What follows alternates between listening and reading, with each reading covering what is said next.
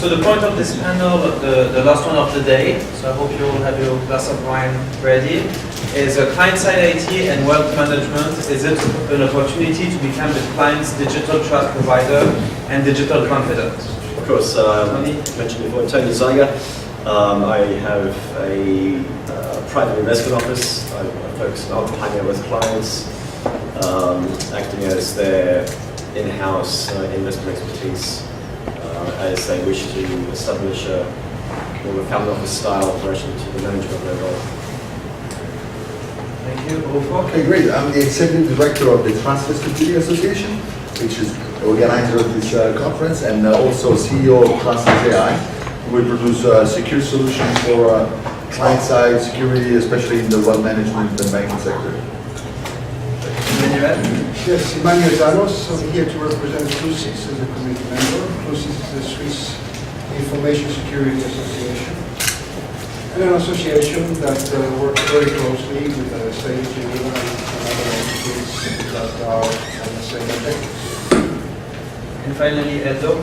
Edo Matera, Head of Security and Organization for CIS Group, the financial institution, present in Switzerland in private banking, asset management, and private equity. Thank you very much. So before going into what is the opportunity, I would like us to try to define what is digital trust and what do we expect from a confidant. First, I'll throw some ideas that we can work on. The problem with trust is, if we are honest, in the digital world nowadays we don't have a lot of trust. We don't really trust it. I mean, when we look at all the data breaches, we don't want to give any data to anyone because it's always going to leak. And when you give data to a company, you're afraid it's going to monetize your data. So this issue of trust is very important. And when we think about it, when we want someone to, when you trust someone, there are certain values, certain things you want to be sure to have. First, there's an alignment between the provider and the stakeholders on the interests, the value, and maybe even the risk they comply with. And this comes back to conversations we had earlier today, for example, between data privacy and global security, how to balance this. There's also the accountability. You want to have the responsibility to the data provider. When Swisscom lost all the data of all its clients, a lot of data of many of its clients a little bit more than a year ago, they were kind of saying it's not us, it's a third-party partner. How can they be accountable for this?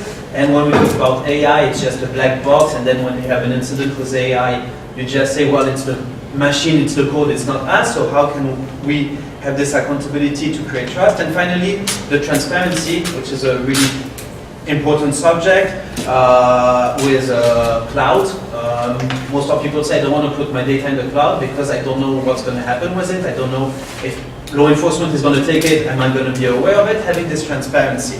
So maybe we can do a first round to see what are the things that are important for you when you talk about digital trust. What does it? What are the core values or the core elements to create a digital trust? Start with you, Edo. Thank you. Yes, I will see the topic on private banking angle. Mm-hmm. When we talk about the digital trust in our industry, we are talking here about trust of our clients. And we are also talking about trust in terms of the reputation of our institution. If the level of reputation is high, then we might expect also to have a high level of confidence from our clients, from authorities, and in front of the public. So, in that angle, how could we reach a good level of confidence is, first of all, to be transparent on what we are offering, mm-hmm. And also match with the regulatory expectation and the client expectation.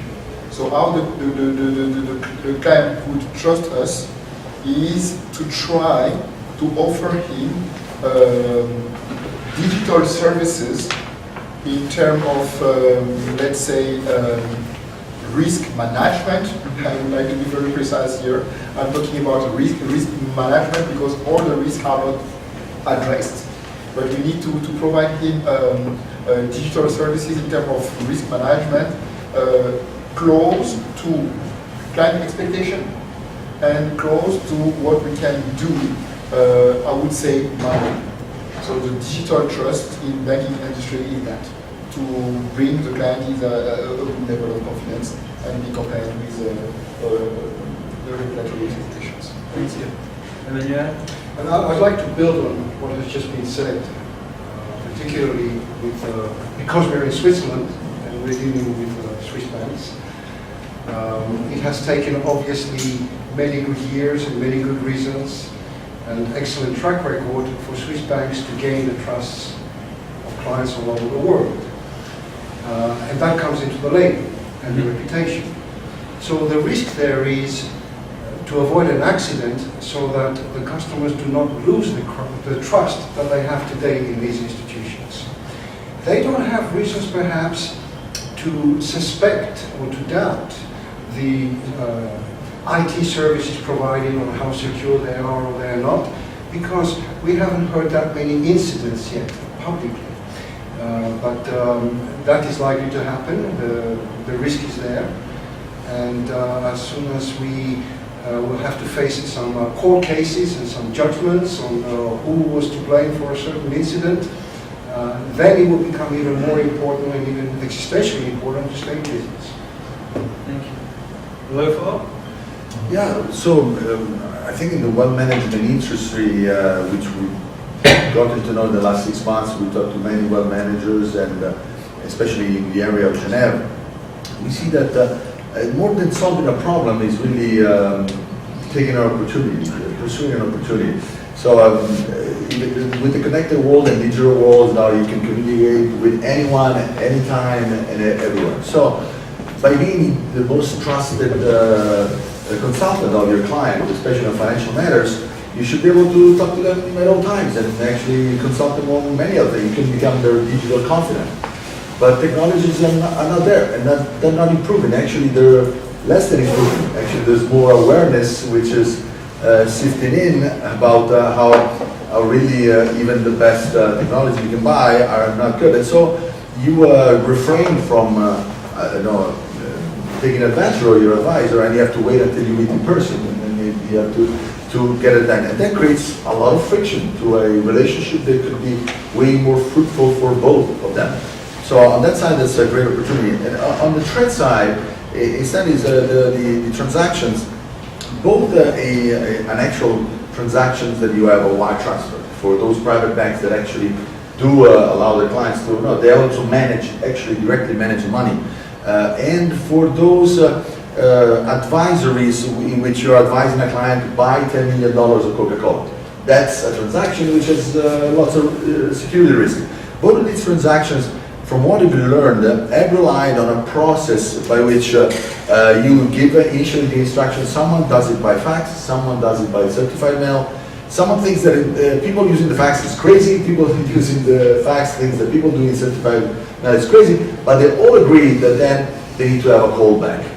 So that the callback with the client, if it's a major transaction or it's a typical, it sort of really gives you the security that the instruction is genuine, and to mitigate fraud. And you have a new technology is called voice cloning. Some of you may know about. It's part of deep fake, which enables someone, once they record your voice for a few hours, to impersonate yourself by typing your name. So there's commercial technology. So be careful, it's recorded, huh? Yeah. I've lost hope about my privacy and security a long time ago when I got into this kind of business. So basically, there's examples of people that after recording his voice, they could actually typing to call to their mothers, and their mothers talk to them, hangs out, and she thought they were talking to their son. And this readily developed technology, and you can only expect them to grow. And so the security of the transaction has been heavily relying on this callback, which is possibly got. So providing a client-side security, which could provide a ultra-secure channel for transactions, that could be an opportunity. And in this case, also a necessity. So in this case, it's more of a necessity rather than an opportunity. So those I think are some of the main areas of opportunities that there may be around to become digital confident. And Tony, so what are the digital trust elements essential? I think if you look at trust as it's quite a broad term, and I've been advising private clients my entire career, so it's 25, 26, 27 years. And trust has been at the core of the relationship. If there's no trust, there's no business. That comes down to trust between myself and the client.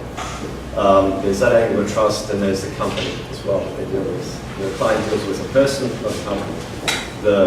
But going back to the storing of their information and the processing of information, the clients need to trust that as well.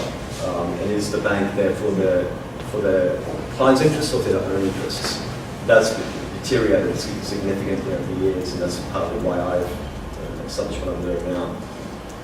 On the angle of trust concerning the IT and cybersecurity, it is an area which is, I think, evolving. Many clients don't know what to ask. They don't know, they say, okay, will we trust it or don't, or they're cynical. So they're going through a process now as well, trying to work out, okay, my communications with the bank, are they secure, or are they not? For example, I look at my communication flow with clients. There's emails, there's voicemails, there's voice calls, video calls, text messages. It all varies. So I'm going through a process now of looking at my entire communication flow. How do I make this as secure as possible? Because if the client doesn't know, I'll tell them. And that way, that differentiates me as an opportunity, but more for the client. So they can look at me and say, all my communications with my organisation are secure. And I think that in itself is enough to make the client, hang on, I didn't realise that. That in itself creates trust with you as well in the company. So essentially, if I bring back the ideas that came out, there's the expectation. So people really have expectation of this trust. We build it on reputation of the rest of the institution, the reputation that the other institution already has, and the other trust it can give to its clients to build this digital trust. We have the reasons to create technical reasons to give a reason why someone should trust us. We say, I have all this put in place, so that's why you should trust me to handle it. And then there's the process that Rufo talked about, putting in place all these processes that give you trust. Before jumping into more questions, I just wanted to stress out this fun anecdote. In the cyber world, there's a new buzzword that is Zero Trust Network that comes out from Google. And essentially what they said when they created Zero Trust Network, they say, the guy who invented the concept said, trust is a human emotion that can only disappoint you, so you shouldn't have any. So it's nice to see that we're still trying to bring trust in this world. Well, don't tell this to your wife, but aside from that. Exactly. Emmanuel, I would like to start with a question for you, then everybody can build on top of it. I know you carry two hats, so the CLUSIS and also the FER, so you represent the institutions. With collaboration between the two. Yeah, exactly. And I would like to know, do companies and individuals feel the need and the necessity for this digital trust? Is this something people are calling out for and want? Well, if we just look at the client side, there doesn't seem to be a call out for that yet. There's still a trust in the organization and institution, and it comes down to a personal level of trust. I think it could be a bit dangerous if an organization lays out a process to their client, and then they put the responsibility over to the client if something goes wrong, because the client will receive a process that somebody else has done for him. And then, of course, we were talking about the training and the education. Now, from the service provider side, it was mentioned before, there are legacy systems, but there are also legacy methods of working. This year, we're celebrating 30 years of the so-called IT revolution and the impact of internet in society. There was a paradigm shift. Now we're living another paradigm shift. And this paradigm shift will result probably in banks in rethinking the purpose of existence for the fungible services that they provide. And for wealth managers, perhaps to integrate more into their development strategy the necessity for cybersecurity, IT services, but all of this cannot be detached from conformity with the law. So the answer to your question is there doesn't seem to be sufficient level of caring about this issue for today, even though since last year we have had a new regulation for general data protection which came out of Europe, but it applies anywhere in the world. That obliged people who are at the Register of Commerce wearing a hat with penal consequences to take the matter seriously. So new regulations coming into place will oblige for those who are perhaps not paying enough attention to the issue to realize that this is existentially important. Anyone else from the panel has something they want to say about the call for digital trust coming out from companies or individuals that you feel about? Yes, from companies, from association, government, and so on. There is a need of digital trust. Why? Because if something wrong happens, you took just the example of Swisscom. They have to explain. They are generally speaking accountable. That's why I guess companies, governments try to reduce their exposure, and then they have a real core of digital trust. Two things.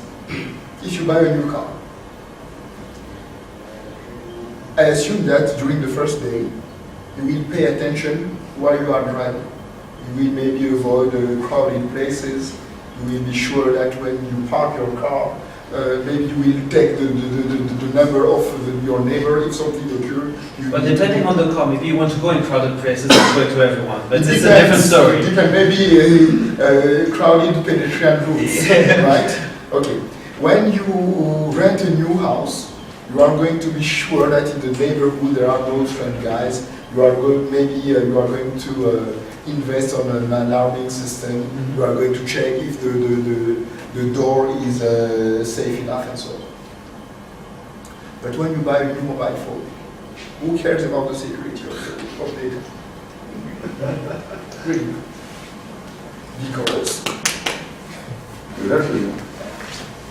So here I say that there is one part where people care about digital trust, but the end user Non-concerned.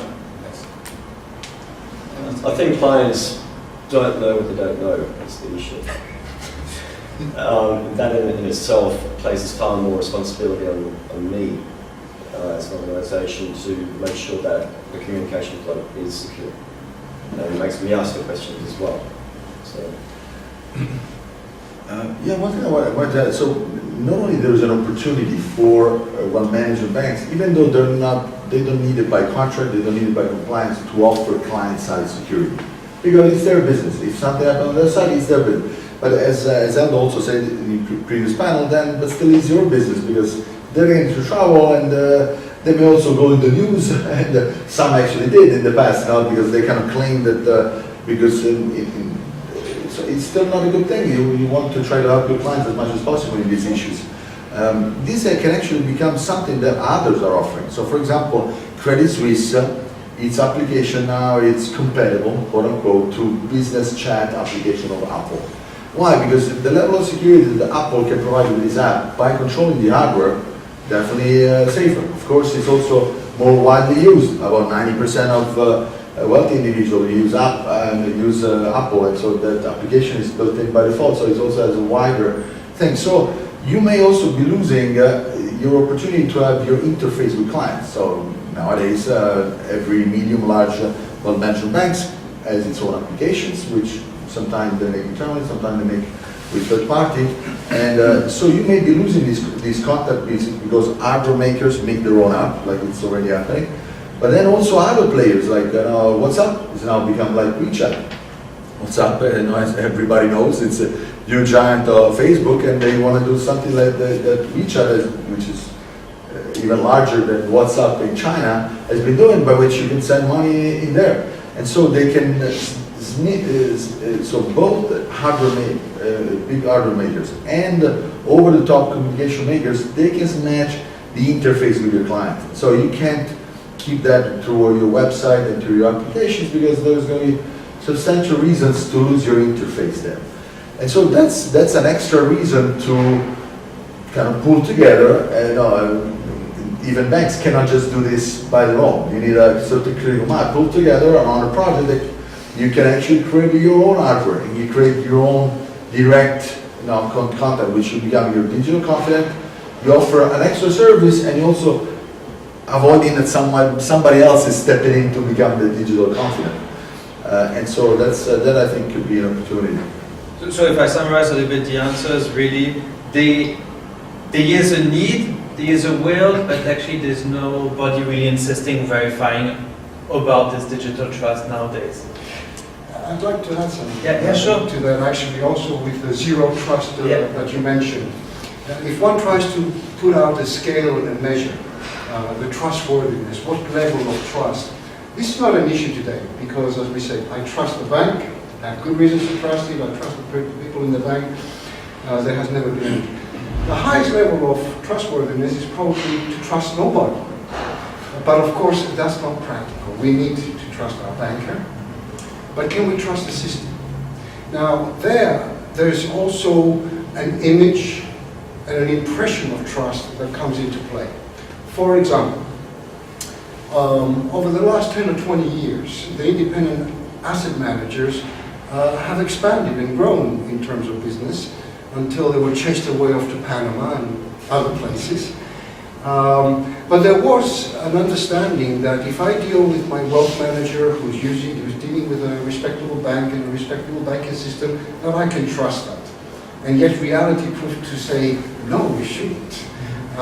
Why? Because even under normal circumstances, under the safest system such as SWIFT, which is the system for clearing banking transactions, very few times would a customer know that if you were to give instructions in the field of the SWIFT message which says order giver, it will be actually the beneficiary account that will go in there systematically, because that's what programs would have done. But that is unnecessarily divulging information out into a system that a few years ago we read in the newspapers that others could read. So there is this image of trust, but that trust will remain intact until incidents happen.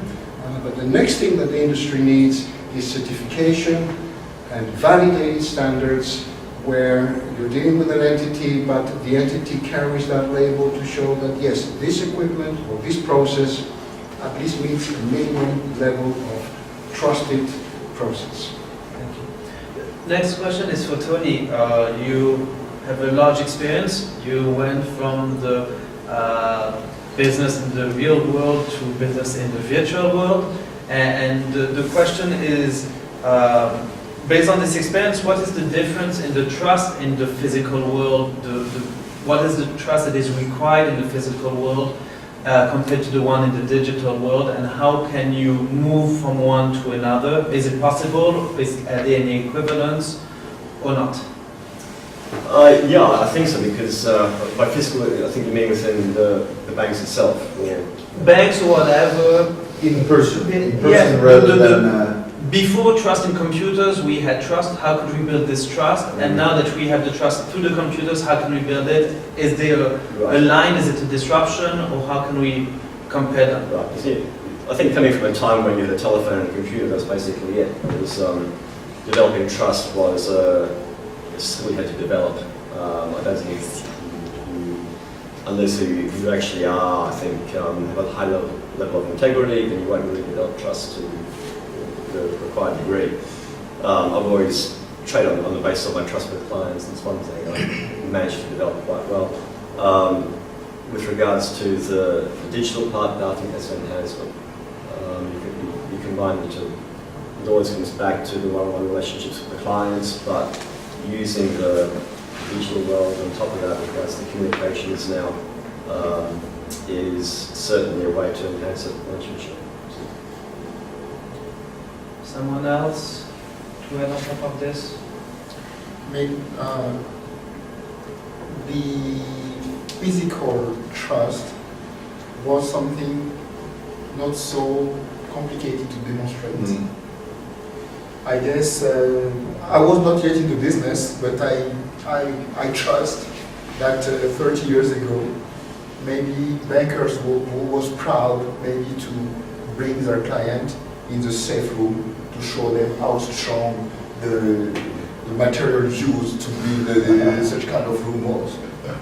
Today, the paradigm is just different. We cannot ask to our client to take an abonnement to an ethical hacker and try to hack our system, to demonstrate them that our system is safe. So, but we know that if something occurs, the client will be unsatisfied, our reputation will decrease and so on. So, at a certain point of time, the demonstration is maybe more difficult to make, but we know that the train is moving forward, and we have to find solution to make our system, our process, our people efficient enough to provide the level of confidence that our client expects. I'd like to add something to that. Definitely it was possible to demonstrate to the world how safe Swiss banks are physically.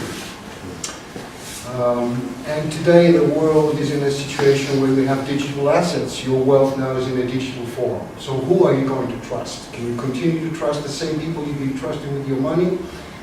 Theoretically, the answer should be yes. But it's not just about the banks within Switzerland.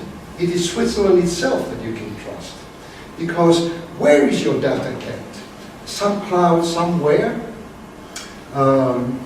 We have seen new regulation in Europe, the GDPR, RGPD in French, and yet we've seen the Cloud Act that will not respect the GDPR. So am I a bank that is using a cloud somewhere? Well, perhaps I shouldn't be doing that, or I should review my process. Therefore, I think Switzerland is particularly well positioned in the world to be competitive, to keep data physically secure. This is a very good point, because we have to face with that question from our customers and our partners, and the fact that some major cloud actors would like to have data centers in Switzerland. We have to ask ourselves if they would like to comply to some laws which are not yet applicable in Switzerland. I mean, strictly, because GDPR is a European framework. We don't have right now, and correct me if I'm wrong, I don't think that we have a strict rule saying that if your data are not in Switzerland, you are not well protected. But we see that even if Switzerland is a small country, the trend right now is to have major players trying to demonstrate that physically data are in Switzerland. And I guess that I fully agree with you. There is this image, and they would like to say, okay, your data are maybe better protected because they are in Switzerland. So was this transparency of the residents of the data? Confidence. Yeah. If I may add on this, so basically on the position between the physical trust to the digital trust. So one thing is the custodian of the money, and now is custodian of the data, right? So you have policies in Switzerland, which is better than the other world, and everyone, well, maybe not all the world, but it's on the top, and they're better. And the processes by which you guard this data, there are some physical processes, the same way you regard cash or gold. And so those still apply there. But the problem with data is that the value of data, you can't just let it sit there. So at some point, that data needs to be read, or needs to be used because it's keys of some, no, cryptocurrency doesn't exist. What exists are keys corresponds to, no, there's no money that moves around. You have keys that write and change the allocation of certain assets which are in the chain, right? Just to refer to cryptocurrency. And so your confidential data, crypto assets you may have, they still need to be read or written or transferred. And so during that process, you gotta take this, I mean, if it was just a matter of taking an hard drive, put it in a safe, well, it's as secure as a block of gold, right? The problem is that then this data needs to be manipulated, it needs to somehow be transferred. I need to access those keys to make a transaction. I need to read that information. I get it to use the store, but then at some point I have to read it or change it or update it. And any of this transfer involves other IT systems, which have been broken by design, down to CPU, operating system, and so on and so forth, which of course there are several things you can do organizationally. You have systems which are not connected, which or have internal networks. There are internal networks that are the layer. You have they call it in military security, they call it the onion and the orange approach. So you have a segmentation on a need-to-know basis, like doing security agency, and then you have different compartmentalization. And so you can do many of these things to protect from the fact that every piece of machine you use is like that. But then still, you can't do it because you need to make this data travel across the world. How do you do that?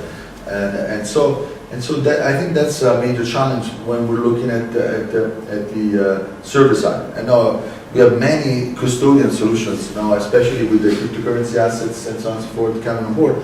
And they focus on the server side, but then there's still some client side involved because you need to insert this data. You need to, if you're inputting this data from some device, well, you need to erase it from wherever it came from because this data is,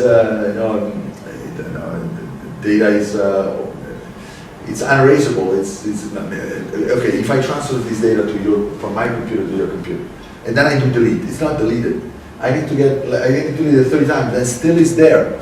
Basically, the standards for military to actually erase data, they have a grinding machine that makes it like, it makes powder of the hard drive. Because even if you hit it with an axe, people can take the data off of it. So you have these kind of challenges that make so that, some of the traditional processes in place to ensure physical trust still apply even to digital asset of data and crypto assets. But you still also need to fix the rest. Otherwise, you have major friction problems in your business processes and security, or both. So. Thank you. And now we'll have a question for Eldo. Coming from the banking world and being the CISO of your bank, what kind of pressure do you feel from the management for you to put a secure infrastructure to create this trust? Did they give you the means? Do they put pressure on you, or do they something just expect to have this trust without giving you the tools for you to create it? And if you're not allowed to answer, just say I'm not allowed to answer. We don't want to compromise your relationship with the bank. Yes, of course. Okay. I will give part of the answer. But first of all, I have to explain the context. I generally use the term digital gray zone. What is a digital gray zone? I guess all of you know the digital signature. So when the first solution of digital signature arrived, people were very happy to put a certificate, to put a stamp on a file, to say, okay, this is digital side. And what most people were doing? Printing a paper which was signed with a digital signature and try to use it but it doesn't work. I mean, when it is digital, it is digital. Mm-hmm. So the digital gray zone is the time where people was very happy to take pictures with their mobile phone, but they were not able to share it, because when you take a picture, it's not for you. It's to share it with other people. But when the picture was difficult to send via SMS, you have to find a computer, transfer it. It was a gray zone. Now we are getting out of that gray zone. You have a digital signed paper.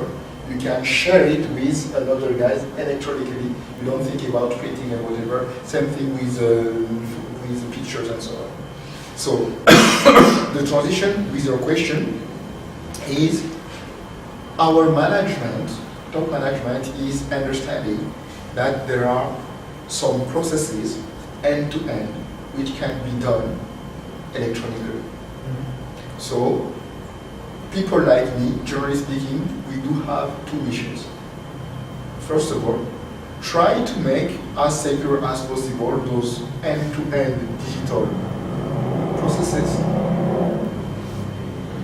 in the same level of security as the hybrid one or when we were in the so-called gray digital gray zone.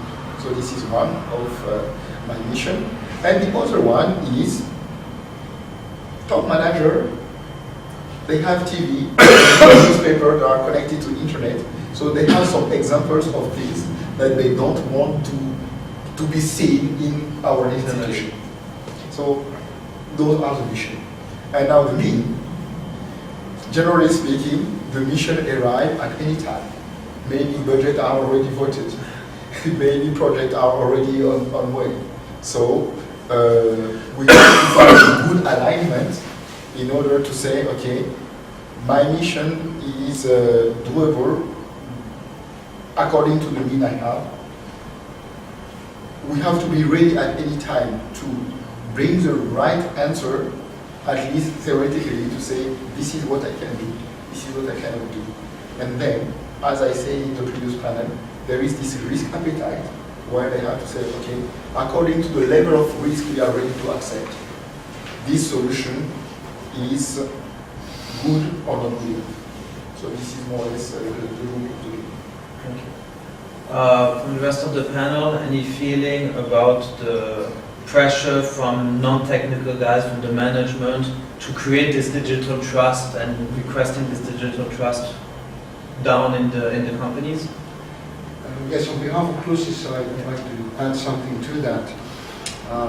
Because as we said, in collaboration also with the Fédération des Entreprises Romandes, as well as the support of the État de Genève, it was an opportunity as of last year to increase awareness of the necessity of security via the means of the new law that came into place, the GDPR, which is a European law that applies into Switzerland, and in the context that the Swiss law, LPD, is likely going to be revised to be harmonized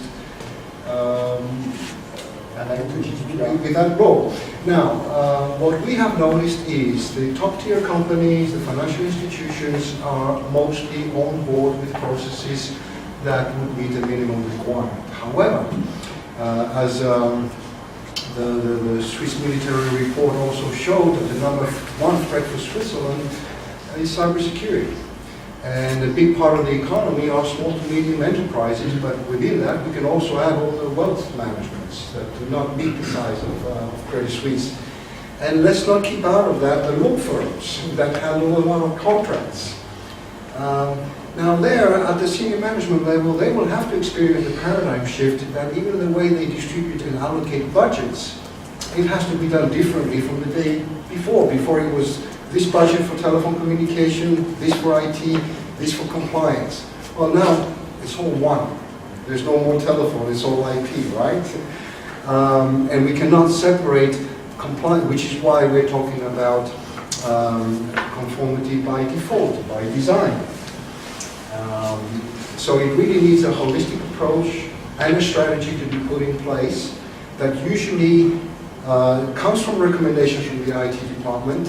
But as you said, the senior managements are seeing events on television, reading what's happening. They don't want that to happen, but they will have to be more proactive, not see what has happened in order to avoid duplication, but preempt it.